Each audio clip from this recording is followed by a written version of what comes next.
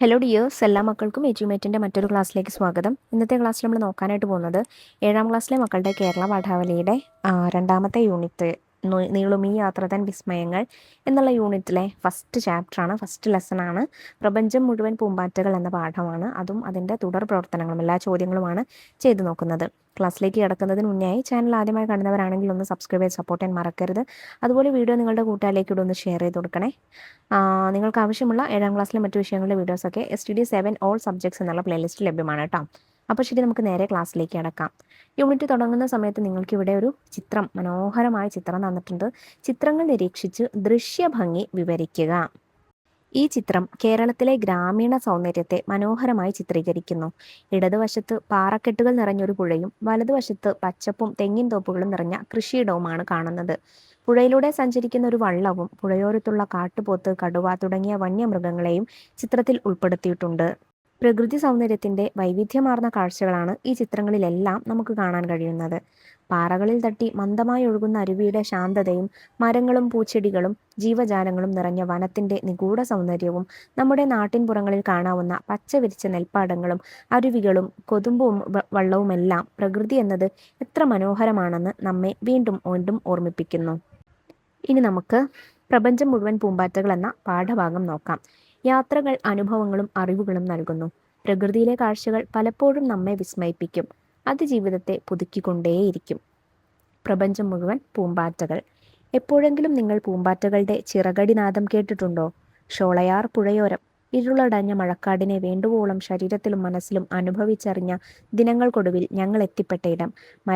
മരങ്ങളിലെ ഇലകളൊക്കെ ഉണങ്ങി നിൽക്കുന്ന കാഴ്ച. കാട്ടുതീ വന്നതാകുമോ? വല്ലാതെ പരിഭ്രാന്തരായി ഞങ്ങൾ. മഴക്കാടുകൾ അങ്ങനെ പെട്ടെന്ന് തീക്ക് പിടികൊടുക്കുകയില്ല. അവയുടെ ഘടന അങ്ങനെയാണ്. എവിടെയും ഈർപ്പമയം, ആരോഗ്യമുള്ളതും ജീവസുറ്റതുമായ ഇലച്ചാർത്തുകൾ, എവിടെയും ജലത്തിന്റെ സാന്നിധ്യം. തീക്ക് മാറി നിൽക്കാനേ കഴിയൂ ഈ ഹരിത സാമ്രാജ്യത്തിൽ. പതുക്കെ പതുക്കെയാണ് ഞങ്ങൾ ആ യാഥാർത്ഥ്യം തിരിച്ചറിഞ്ഞത്. ഇലകളായ ഇലകളൊക്കെ ചിത്രശലഭങ്ങളായിരുന്നു. ഒരു വനപ്രദേശം മുഴുക്കെ ലക്ഷക്കണക്കിന് പൂമ്പാറ്റകൾ. ഇലകളുടെ പച്ചനിറം മറച്ചുകൊണ്ട് അവ വൃക്ഷങ്ങളിലും ചെടികളിലുമൊക്കെ പറ്റിപ്പിടിച്ചിരിക്കുന്നു. കോമൺ ക്രോ എന്ന ചിത്രശലഭമായിരുന്നു കൂടുതലും. പ്ലെയിൻ ടൈഗറും ഒപ്പമുണ്ട്. ഇവ ചിറകുകൂട്ടിയാൽ ഇലകൾ ഉണങ്ങിയ നിറമായി തോന്നാം. ഞങ്ങൾ നിശബ്ദരായി ആ കാഴ്ച കാണുകയാണ്. അന്ന് ആദ്യമായി ആ അത്ഭുതനാദം ഞാൻ കേട്ടു. പൂമ്പാറ്റകളുടെ ചിറകടിനാദം. ലക്ഷക്കണക്കിന് പൂമ്പാറ്റകൾ പറന്നുയരുന്ന അത്ഭുത കാഴ്ച. അവയ്ക്കിടയിൽ സ്വയം മറന്ന് എല്ലാ ചിന്തകളെയും വിട്ട് ആ സ്വപ്നലോകത്തിൽപ്പെട്ട് കണ്ണുകളിൽ വിടർന്ന കൗതുകവും അത്ഭുതവും കൊണ്ട് ഞങ്ങൾ തികച്ചും കുഞ്ഞുങ്ങളായി രൂപാന്തരം പ്രാപിക്കുകയായിരുന്നോ? പൂമ്പാറ്റകളുടെ വലയിൽപ്പെട്ട കുഞ്ഞുങ്ങളെപ്പോലെ അങ്ങനെ. കാതിൽ വീണ്ടും ചിറകുകളുടെ മൃദുമന്ത്രണം. ഞങ്ങളപ്പോൾ ആ മഴക്കാടിന്റെ ഹൃദയഭാഗത്തായിരിക്കണം. പുലരുവെയിലിന്റെ സ്വർണ്ണക്കീറുകൾ ഇലച്ചാർത്തുകൾക്കിടയിലൂടെ അരിച്ചു വീണു തുടങ്ങി. ഈർപ്പമാർന്ന മണ്ണടരുകളിൽ നിന്ന് ഉയരുന്ന നീരാവിക്കിടയിൽ പൂമ്പാറ്റകൾ പാറി നടന്നു. പൂമ്പാറ്റപ്പിടിയന്മാരായ ചില കൊച്ചു പക്ഷികളും പല്ലിവർഗങ്ങളും അന്നത്തിന്റെ ഈ ധാരാളിത്തത്തിൽ പരിഭ്രാന്തരായി. എന്റെ സങ്കല്പത്തിനു മീതെ ആ പൂമ്പാറ്റക്കൂട്ടം ചിറകുവിരിച്ച് നൃത്തം ചെയ്തു. കാട്ടുപൂക്കളുടെ വർണ്ണവും സുഗന്ധവും ഉണ്ടായിരുന്നു അവയ്ക്ക്. ബാല്യകാല സ്വപ്നങ്ങളിലേക്ക് അവ എന്നെ വിരിപ്പിച്ചുയർത്തി. അവയ്ക്കൊപ്പം ഞാനും പറന്നുയർന്നു. ലക്ഷക്കണക്കിന് പൂമ്പാറ്റകൾക്കൊപ്പം ഞാനൊരു കുഞ്ഞു പൂമ്പാറ്റയായി. അവയുടെ മൃദുലമായ ചിറകുകൾ എൻ്റെ മുഖത്തും ശരീരത്തിലുമൊക്കെ ഉരുമുന്നുണ്ടായിരുന്നു. അവ പല വർണ്ണങ്ങളിലുള്ള പൂമ്പൊടികൾ കൊണ്ടെന്നെ തഴുകി. വനനിഗൂഢതകളുടെ ആഴം തിരിച്ചറിയാനാകാതെ ഞാൻ ആ കയത്തിൽ മുങ്ങിപ്പോയി. എനിക്കതിൽ നിന്ന് കരകയറണമെന്ന ആഗ്രഹം ലവലേശമില്ലായിരുന്നു. പൂമ്പാറ്റകളിൽ പൂമ്പാറ്റയായി ഞാൻ ഒഴുകിപ്പറന്നു. മന്ദമായി കാറ്റുവീശി. പൂമ്പാറ്റകളൊക്കെ കാറ്റിന് എന്നെ വിട്ടുകൊടുക്കാതെ വന്നു പൊതിഞ്ഞു നിന്നു. ഇത് എന്നെ നസീർ എഴുതിയതാണ്. കാടിനെ ചെന്ന് തൊടുമ്പോൾ എന്നാണ് അദ്ദേഹത്തിൻ്റെ ഈ യാത്രാ വിവരണത്തിൻ്റെ പേര് കേട്ടോ. ഇനി നമുക്കിതിലെ ചോദ്യോത്തരങ്ങൾ നോക്കാം. വായിക്കാം, പറയാം. ഈ പാഠഭാഗത്ത് നിങ്ങളെ ഏറെ ആകർഷിച്ച മനോഹര ദൃശ്യങ്ങൾ ഏതെല്ലാമാണ്? മരങ്ങളായ മരങ്ങളൊക്കെ ഉണങ്ങി നിൽക്കുന്ന കാഴ്ച കണ്ട് പരിഭ്രാന്തരായി നിൽക്കുമ്പോൾ പതുക്കെ പതുക്കെ ആ യാഥാർത്ഥ്യം തിരിച്ചറിയുന്നത്. ഇലകളായ ഇലകളൊക്കെ ചിത്രശലഭങ്ങളായിരുന്നു. ഒരു വനപ്രദേശം മുഴുക്കെ ലക്ഷക്കണക്കിന് പൂമ്പാറ്റകൾ. ഇലകളുടെ പച്ച നിറം മറച്ചുകൊണ്ട് അവ വൃക്ഷങ്ങളിലും ചെടികളിലുമൊക്കെ പറ്റിപ്പിടിച്ചിരിക്കുന്നു. ഈ മനോഹര ദൃശ്യമാണ് എന്നെ ഏറെ ആകർഷിച്ചത്. 2. ഷോളയാർ പുഴയോരത്തെത്തിയ യാത്രികനെയും സുഹൃത്തുക്കളെയും പരിഭ്രാന്തരാക്കിയ കാഴ്ച ഏത്? ഷോളയാർ പുഴയോരത്തെ മരങ്ങളിലെ ഇലകളൊക്കെ ഉണങ്ങി നിൽക്കുന്ന കാഴ്ചയാണ് യാത്രികനെയും സുഹൃത്തുക്കളെയും പരിഭ്രാന്തരാക്കിയത്. കാട്ടുതീ വന്നതാകുമോ എന്നതായിരുന്നു അവരുടെ സംശയം. എന്നാൽ ലക്ഷക്കണക്കിന് പൂമ്പാറ്റകൾ മരങ്ങളിലെ ഇലകളിൽ പറ്റിപ്പിടിച്ചിരുന്നതാണ് അങ്ങനെ തോന്നാൻ കാരണം. 3. അന്ന് ആദ്യമായി ആ അത്ഭുതനാദം ഞാൻ കേട്ടു. ഇവിടെ അത്ഭുതനാദം എന്ന് വിശേഷിപ്പിച്ചത് എന്തിനെയാണ്? ലക്ഷക്കണക്കിന് പൂമ്പാറ്റകളുടെ ചിറകടി ശബ്ദത്തെയാണ് ഇവിടെ അത്ഭുതനാദം എന്ന് വിശേഷിപ്പിച്ചിരിക്കുന്നത്. അടുത്ത പ്രവർത്തനം കണ്ടെത്താം എഴുതാം. 1. തീക്ക് മാറി നിൽക്കാനേ കഴിയൂ ഈ ഹരിത സാമ്രാജ്യത്തിൽ എന്ന് പറഞ്ഞതെന്തുകൊണ്ടാകാം? മഴക്കാടുകൾ അങ്ങനെ പെട്ടെന്ന് തീക്ക് പിടികൊടുക്കുകയില്ല. അവയുടെ ഘടന അങ്ങനെയാണ്. എവിടെയും ഈർപ്പമയം, ആരോഗ്യമുള്ളതും ജീവസുറ്റതുമായ ഇലച്ചാർത്തുകൾ, എല്ലായിടത്തും ജലത്തിന്റെ സാന്നിധ്യമുള്ളതുകൊണ്ട് തീക്ക് മാറി നിൽക്കാനേ കഴിയൂ. 2. ഷോളയാർ വനങ്ങളിലെ മരങ്ങളിലെ ഇലകളൊക്കെ ഉണങ്ങി നിൽക്കുന്നുവെന്ന് തോന്നിച്ച അത്ഭുത പ്രതിഭാസം എന്തായിരുന്നു? ഷോളയാർ വനങ്ങളിലെ മരങ്ങളിലെ ഇലകൾ ഉണങ്ങി നിൽക്കുന്നുവെന്ന് തോന്നാൻ കാരണം ലക്ഷക്കണക്കിന് പൂമ്പാറ്റകൾ അവയെ പറ്റിപ്പിടിച്ചിരുന്നതാണ്. പൂമ്പാറ്റകൾ ചിറകുപൂട്ടിയിരിക്കുന്നത് കണ്ടാൽ ഉണങ്ങിയ ഇലകളുടെ നിറമായി തോന്നും. ഇലകളുടെ പച്ച നിറം മറച്ചുകൊണ്ട് അവ വൃക്ഷങ്ങളിലും ചെടികളിലുമൊക്കെ പറ്റിപ്പിടിച്ചിരിക്കുന്ന കാഴ്ചയാണ് അത്ഭുത പ്രതിഭാസമായി ലേഖകന് തോന്നുന്നത്. 3. യാത്രികനും കൂട്ടുകാരും പൂമ്പാറ്റകളുടെ വലയത്തിൽപ്പെട്ട കുഞ്ഞുങ്ങളായി മാറി എന്ന് തോന്നിയതെപ്പോൾ? യാത്രികനും കൂട്ടുകാരും ഷോളയാർ വനങ്ങളിലെ പുഴയോരത്തെത്തി. അവിടെ ലക്ഷക്കണക്കിന് പൂമ്പാറ്റകൾ പറന്നുയരുന്ന അത്ഭുത കാഴ്ച അവർ കണ്ടു. പൂമ്പാറ്റകളുടെ ചിറകടിയുടെ അത്ഭുതനാദം കേട്ട് അവയ്ക്കിടയിൽ എല്ലാ ചിന്തകളെയും വിട്ട് ആ സ്വപ്നലോകത്തിൽപ്പെട്ട് അവർ നിന്നു. കണ്ണുകളിൽ വിടർന്ന കൗതുകവും അത്ഭുതവും കൊണ്ട് പൂമ്പാറ്റകളുടെ വലയത്തിൽപ്പെട്ട കുഞ്ഞുങ്ങളായി തങ്ങൾ മാറുകയാണോ എന്ന് യാത്രികനും കൂട്ടുകാർക്കും തോന്നി. അടുത്ത പ്രവർത്തനം പ്രയോഗഭംഗി കണ്ടെത്താം. പ്രഭാതം വിളിച്ചറിയിച്ചുകൊണ്ടെത്തുന്ന സൂര്യന്റെ സ്വർണ്ണ നിറമുള്ള വെളിച്ചത്തെയാണ് പുലരിവെയിലിന്റെ സ്വർണ്ണക്കീറുകൾ എന്ന് പാഠഭാഗത്ത് പ്രയോഗിച്ചിരിക്കുന്നത്. ഇതുപോലുള്ള കൂടുതൽ പ്രയോഗങ്ങൾ പാഠഭാഗത്തു നിന്നും കണ്ടെത്തി വിശദീകരിക്കുക. ഇരുളടഞ്ഞ മഴക്കാട്. മഴക്കാടുകൾ എപ്പോഴും ഇരുട്ട് നിറഞ്ഞതായിരിക്കും. സൂര്യപ്രകാശം അധികം കടന്നെത്താത്തവയാണ് സസ്യങ്ങൾ ഇടതിങ്ങി വളരുന്ന മഴക്കാടുകൾ. സാധാരണ വനപ്രദേശങ്ങളെക്കാൾ ഭയാനകമാണിവിടം എന്ന് സൂചിപ്പിച്ചിരിക്കുകയാണ് ഇവിടെ. അടുത്തത് തീക്ക് മാറി നിൽക്കാനേ കഴിയൂ ഈ ഹരിത സാമ്രാജ്യത്തിൽ. എപ്പോഴും പച്ച വിരിച്ചു നിൽക്കുന്ന മഴക്കാടുകൾ തണുപ്പും ഈർപ്പവുമുള്ളതാണ്. അടിക്കാടുകളുടെ സാന്നിധ്യമില്ലാത്ത ഇവിടം എളുപ്പം കാട്ടുതീ പടർന്നു പിടിക്കുന്ന സ്വഭാവമുള്ളതല്ല. അങ്ങനെയുള്ള ഈർപ്പം നിറഞ്ഞ മഴക്കാടിന്റെ പ്രത്യേകതയാണ് ഈ വരികളിലുള്ളത്. ചിറകുകളുടെ മൃദുമന്ത്രണം. ചിത്രശലഭങ്ങളുടെ നേർത്തതും മിനുസമുള്ളതുമായ കുഞ്ഞു ചിറകുകൾ ചലിക്കുമ്പോൾ ഉണ്ടാകുന്ന ശബ്ദത്തെ സൂചിപ്പിക്കുന്ന പ്രയോഗമാണ് ഇത്. ഈർപ്പമാർന്ന മണ്ണടരുകൾ. ഈർപ്പം നിറഞ്ഞ മഴക്കാടുകളിലെ മണ്ണിന്റെ നനവാർന്ന പാളികളെയാണ് ഈ പ്രയോഗം കൊണ്ട് അർത്ഥമാക്കുന്നത്. അടുത്ത പ്രയോഗം ചിറകു വിരിപ്പിച്ചുയർത്തി. ചിറകു വിരിച്ച് തനിക്ക് ചുറ്റും പറന്നു നടക്കുന്ന പൂമ്പാറ്റകളുടെ നടുവിൽ നിന്നപ്പോൾ തൻ്റെ ബാല്യകാലത്തിലേക്ക് തിരിച്ചുപോയതായി യാത്രികന് തോന്നി. അടുത്തത് പൂമ്പൊടികൾ കൊണ്ടെന്നെ തഴുകി. പൂമ്പാറ്റകളുടെ മൃദുലമായ ചിറകുകളിൽ പറ്റിപ്പിടിച്ചിരിക്കുന്ന പൂമ്പൊടികൾ ശരീരത്തിൽ പതിയുന്നതിനെയാണ് പൂമ്പൊടികൾ കൊണ്ടെന്നെ തഴുകി എന്ന് പ്രയോഗിച്ചിരിക്കുന്നത്. അടുത്ത പ്രവർത്തനം ഇടശബ്ദം ചേർത്തും ചേർക്കാതെയും. കാതിൽ വീണ്ടും ചിറകുകളുടെ മൃദുവായ മന്ത്രണം. അതേ ഇടശബ്ദം ചേർത്തതാണ്. ചേർക്കാതെ എങ്ങനെ പറയാം ഒറ്റ വാക്കായി? കാതിൽ വീണ്ടും ചിറകുകളുടെ മൃദുവായ മന്ത്രണം എന്നതിന് പകരം മൃദുമന്ത്രണം.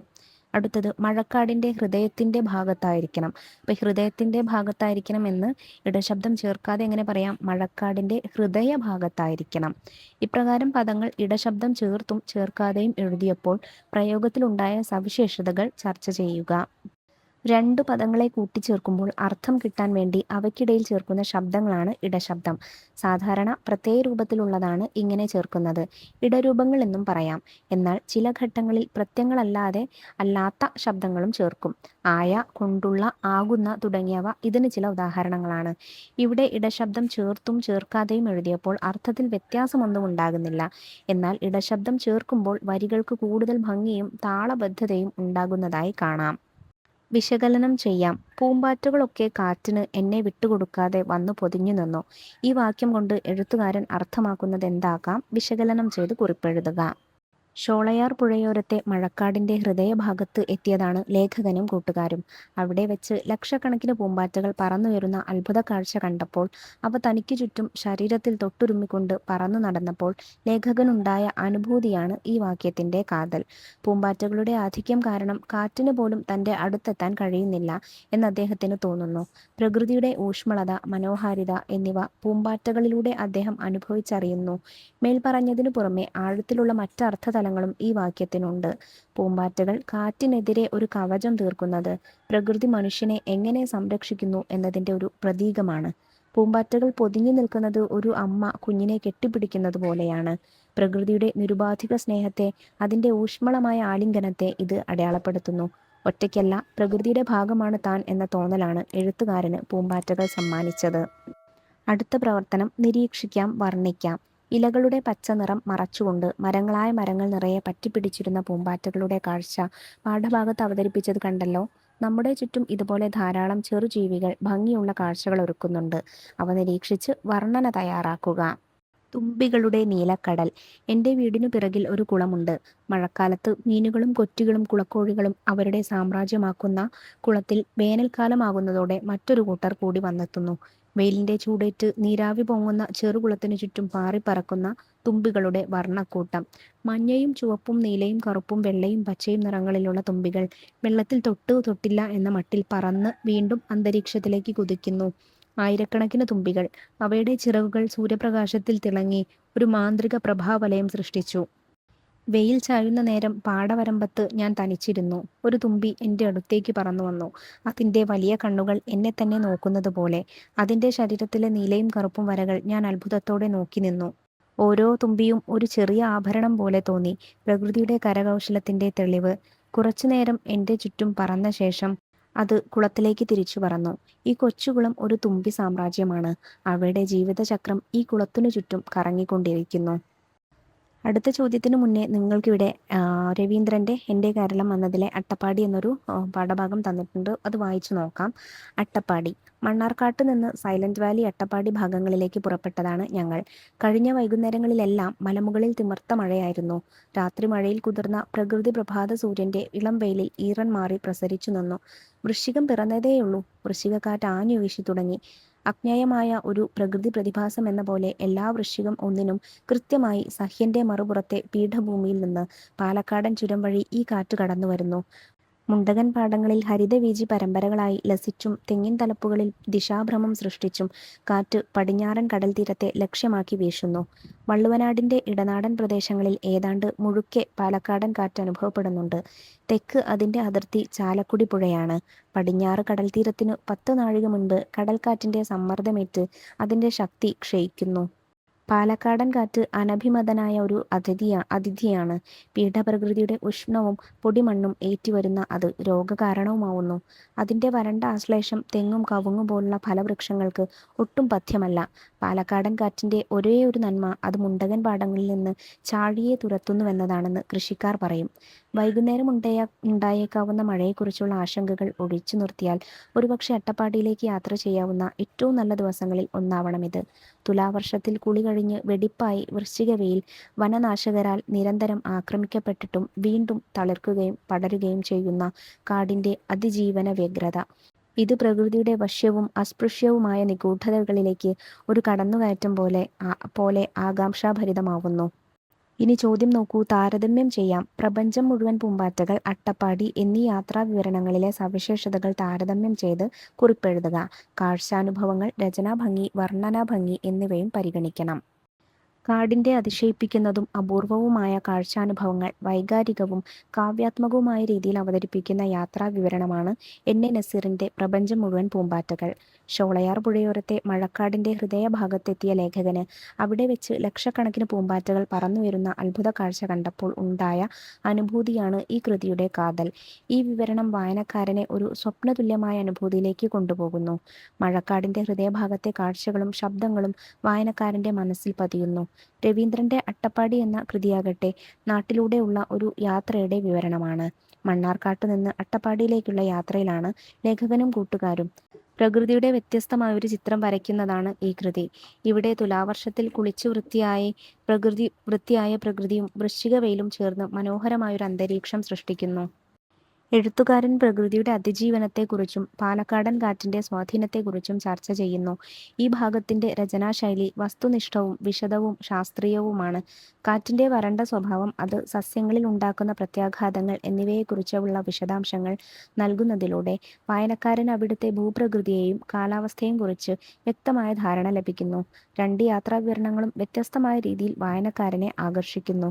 പ്രപഞ്ചം മുഴുവൻ പൂമ്പാറ്റകൾ എന്ന ഭാഗം വായനക്കാരനെ ഒരു മാന്ത്രിക ലോകത്തേക്ക് കൊണ്ടുപോകുന്നു. അതേസമയം അട്ടപ്പാടി എന്ന ഭാഗം പ്രകൃതിയുടെ യാഥാർത്ഥ്യത്തെക്കുറിച്ചും അതിൻ്റെ വെല്ലുവിളികളെക്കുറിച്ചും ഒരു ഉൾക്കാഴ്ച നൽകുന്നു. രണ്ടു ഭാഗങ്ങളിലും എഴുത്തുകാരൻ്റെ വർണ്ണനാ വൈഭവം വായനക്കാരനെ ആകർഷിക്കുകയും അവരെ യാത്രയുടെ ഭാഗമാക്കുകയും ചെയ്യുന്നു. അടുത്ത പ്രവർത്തനം യാത്രാവിവരണം എഴുതാം. കാടിനെ ചെന്നു തൊട്ട അനുഭവവും കാറ്റ് നൽകിയ അനുഭൂതിയും രണ്ട് രചനകളിൽ നിന്നും ലഭിച്ചല്ലോ. ഇതുപോലുള്ള യാത്രാനുഭവങ്ങൾ നിങ്ങൾക്കും ഉണ്ടാവും. എഴുതി നോക്കൂ. യാത്രാവിവരണങ്ങളിൽ എന്തൊക്കെ ഉൾപ്പെടുത്താം? സ്ഥലം, കാലം, സംഭവങ്ങൾ, കാഴ്ചകൾ, ഗന്ധങ്ങൾ, ശബ്ദങ്ങൾ, ജീവികൾ, പരിചയപ്പെട്ടവർ, പ്രദേശത്തിൻ്റെ പ്രത്യേകതകൾ, യാത്രയിലെ മാനസികാവസ്ഥ. പിന്നെ അതുകൂടാതെ വേറെ വല്ല അനുഭവങ്ങളും ഉണ്ടായിട്ടുണ്ടെങ്കിൽ അതെല്ലാം നിങ്ങൾക്ക് ഉൾപ്പെടുത്താം. ഇക്കഴിഞ്ഞ സ്കൂൾ അവധിക്കാലത്താണ് കൊടൈക്കനാലിലേക്ക് ഒരു യാത്ര നടത്തിയത്. പാലക്കാട് നിന്ന് രാവിലെ തന്നെ ഞാനും അച്ഛനും അമ്മയും കൂടി ഞങ്ങളുടെ യാത്ര ആരംഭിച്ചു. യാത്ര പുരോഗമിക്കവേ മലനിരകളുടെ ഹരിതമായ കാഴ്ചകൾ ഞങ്ങളെ വരവേറ്റു. പൈൻ മരങ്ങളുടെയും യൂക്കാലിപ്റ്റസ് മരങ്ങളുടെയും സുഗന്ധം നിറഞ്ഞ തണുത്ത കാറ്റ് മുഖത്തടിച്ചപ്പോൾ കൊടൈക്കനാലിലേക്ക് അടുക്കുകയാണെന്ന തിരിച്ചറിവ് മനസ്സിനെ ആവേശം കൊള്ളിച്ചു. കൊടൈക്കനാലിൽ എത്തിയപ്പോൾ അവിടെ കണ്ട കാഴ്ചകൾ അവർണ്ണനീയമായിരുന്നു. മൂടൽമഞ്ഞും ചാറ്റൽ മഴയും ചേർന്ന് കൊടൈക്കനാൽ ഒരു സ്വപ്നതുല്യമായ അനുഭവമായി. പച്ചപ്പ് നിറഞ്ഞ മലനിരകൾ, തടാകത്തിൽ പ്രതിഫലിക്കുന്ന മേഘങ്ങൾ, വെള്ളച്ചാട്ടങ്ങളുടെ സൗന്ദര്യം എന്നിവ കണ്ട് ഞങ്ങൾ അത്ഭുതപ്പെട്ടു. ഞങ്ങൾ കൊടൈക്കനാൽ തടാകത്തിൽ ബോട്ടിംഗ് നടത്തി. കൂടാതെ ബ്രയൻ പാർക്ക്, പൈൻ ഫോറസ്റ്റ്, കുക്കാൻ ഗുഹകൾ, വാലി പോയിന്റ് തുടങ്ങി നിരവധി സ്ഥലങ്ങൾ സന്ദർശിച്ചു. ഓരോ സ്ഥലത്തിനും അതിൻ്റേതായ പ്രത്യേകതകൾ ഉണ്ടായിരുന്നു. ഞങ്ങൾ അവിടെ വെച്ച് പല സഞ്ചാരികളുമായും നാട്ടുകാരുമായും പരിചയപ്പെട്ടു. അവരിൽ നിന്ന് കൊടൈക്കനാലിനെ കുറിച്ചുള്ള കൂടുതൽ കാര്യങ്ങളും മനസ്സിലാക്കി. സമുദ്രനിരപ്പിൽ നിന്ന് ഏകദേശം 2133 മീറ്റർ ഉയരത്തിൽ സ്ഥിതി ചെയ്യുന്നതിനാൽ അവിടുത്തെ കാലാവസ്ഥ എപ്പോഴും സുഖകരമാണ്. യാത്രയിൽ എനിക്ക് പുതിയ സുഹൃത്തുക്കളെയും കിട്ടി. ഞങ്ങൾ ഒരുമിച്ച് കളിച്ചതും ചിരിച്ചതും എല്ലാം ഇന്നും എൻ്റെ ഓർമ്മയിലുണ്ട്. എൻ്റെ ജീവിതത്തിലെ ഏറ്റവും മനോഹരമായ യാത്രകളിൽ ഒന്നായിരുന്നു കൊടൈക്കനാൽ യാത്ര. ഈ യാത്രയുടെ ഓർമ്മകൾ എന്നും എന്നോടൊപ്പം ഉണ്ടാകും. അടുത്ത പ്രവർത്തനം കവിത എഴുതാം. വർണ്ണച്ചിറകുകളുള്ള പൂമ്പാറ്റകളുടെ കാഴ്ച ആസ്പദമാക്കി കവിത എഴുതി നോക്കൂ. കവിതകൾ ഒരു പതിപ്പാക്കി പ്രസിദ്ധീകരിക്കുമല്ലോ. ഞാനിവിടെ പൂമ്പാറ്റകളെ കുറിച്ചുള്ള ഒരു കവിത തരുന്നുണ്ട്. നോക്കൂ. പൂമ്പാറ്റകളെ കണ്ടു ഞാൻ, പൂന്തോട്ടത്തിൽ പാറി നടക്കും പൂമ്പാറ്റകളെ കണ്ടു ഞാൻ, വർണ്ണച്ചിറകു വിടർത്തിപ്പാറും പൂമ്പാറ്റകളെ കണ്ടു ഞാൻ, പൂമ്പടി ഭൂഷണമാക്കിയിടും പൂമ്പാറ്റകളെ കണ്ടു ഞാൻ, പൊൻവെയിലേറ്റ് പാട്ടുകൾ പാടി ചിറകുകളാട്ടി നൃത്തം ചെയ്തും പൂന്തോട്ടത്തിലെ പൂക്കൾക്കിടയിൽ തേൻ കുടിച്ചു നുകർന്നേടും ചിറകു വിടർത്തും മാന്ത്രികരാം പൂമ്പാറ്റകളെ കണ്ടു ഞാൻ. മക്കൾ ഇതുപോലെ പൂമ്പാറ്റകളെ കുറിച്ചുള്ള നല്ല പാട്ടുകളൊക്കെ എഴുതി നോക്കുക. അടുത്ത പ്രവർത്തനം എൻ്റെ സഞ്ചാരം വ്ളോഗ്. നിങ്ങൾ നടത്തുന്ന ഒരു ലഘുയാത്രയുടെ വീഡിയോ തയ്യാറാക്കി ക്ലാസ്സിലെ നവമാധ്യമ ഗ്രൂപ്പിൽ പങ്കുവയ്ക്കുക. അപ്പോൾ വ്ളോഗ് തയ്യാറാക്കാനാണ് പറഞ്ഞിട്ടുള്ളത്. വ്ളോഗ് എടുക്കുമ്പോൾ അതിന് യാത്രയുടെ വീഡിയോ എടുക്കണം. പിന്നെ പോകുന്ന സ്ഥലങ്ങളിലെ ആകർഷകമായ കാഴ്ചകളൊക്കെ വീഡിയോയിൽ ചിത്രീകരിക്കണം. വോയിസ് ഓവർ കൊടുക്കണം. അതായത് എന്തൊക്കെയാണ്, നിങ്ങൾ എങ്ങനെയൊക്കെയാണ്, നിങ്ങൾ വ്ളോഗൊക്കെ കാണാറുണ്ടാവും അല്ലല്ലോ യൂട്യൂബിൽ. ഞങ്ങൾ അങ്ങനെ പോയി, ഞങ്ങൾ ഇങ്ങനെ ചെയ്തു, ഞങ്ങളിത് കഴിച്ചു, അതൊക്കെ അങ്ങനെയുള്ള കാര്യങ്ങളൊക്കെ ഉൾപ്പെടുത്തിയാണ് വ്ളോഗ് തയ്യാറാക്കാൻ. അപ്പോൾ ഇത്രയും കാര്യങ്ങളാട്ടോ മക്കളെ നമുക്ക് ഈ ചാപ്റ്ററിൽ നോക്കാനായിട്ടുള്ളത്. പാഠഭാഗം എല്ലാ മക്കൾക്കും മനസ്സിലായിട്ടുണ്ടെന്ന് വിശ്വസിക്കുന്നു. വീഡിയോ ഉപകാരപ്രദമായിട്ടുണ്ടെങ്കിൽ നിങ്ങളുടെ കൂട്ടുകാരിലേക്കൂടെ ക്ലാസ് ഒന്ന് ഷെയർ ചെയ്ത് കൊടുക്കുക. അതുപോലെ 7ാം ക്ലാസ്സിലെ കൂടുതൽ ക്ലാസ്സുകൾക്ക് വേണ്ടി ചാനൽ ഒന്ന് സബ്സ്ക്രൈബ് ചെയ്ത് വെക്കുക കേട്ടോ. ഇന്നത്തെ ക്ലാസ്സിനെ കുറിച്ചുള്ള അഭിപ്രായങ്ങളൊക്കെ മറക്കാതെ കമൻറ്റ് ബോക്സിലൂടെ അറിയിക്കണേ. അപ്പോൾ ശരി, നമുക്ക് അടുത്ത ക്ലാസ്സുമായി വീണ്ടും കാണാം. താങ്ക്